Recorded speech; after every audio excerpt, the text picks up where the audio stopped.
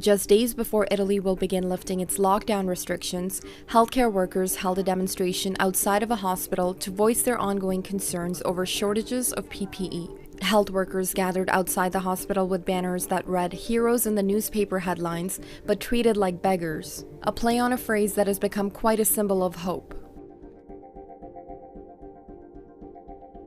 China's foreign ministry said Beijing has no interest in interfering in the U.S. election and denied any links between Beijing's handling of COVID-19 and the U.S. elections coming up in November. This came as a response to claims by U.S. President Donald Trump that China would do anything to see him lose the race.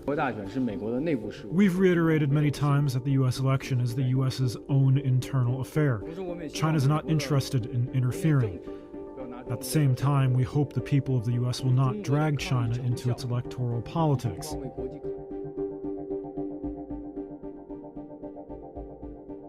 UK Prime Minister Boris Johnson held a meeting with his ministers on Thursday to discuss the easing of lockdown restrictions while the death toll continues to rise. There are criticisms suggesting that it's too early to discuss with ministers the plans for easing restrictions. Britain has the second highest COVID-19 death toll in Europe.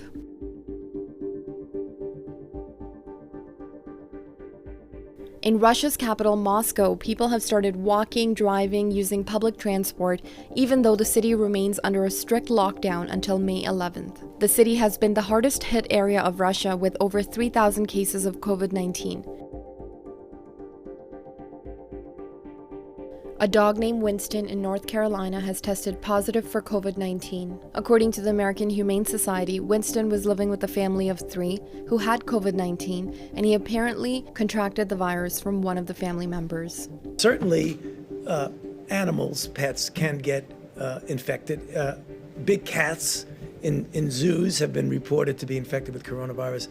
There's no evidence that the virus is transmitted from a pet to a human. The U.S. Center for Disease Control says very few coronavirus cases have been reported in animals around the world so far.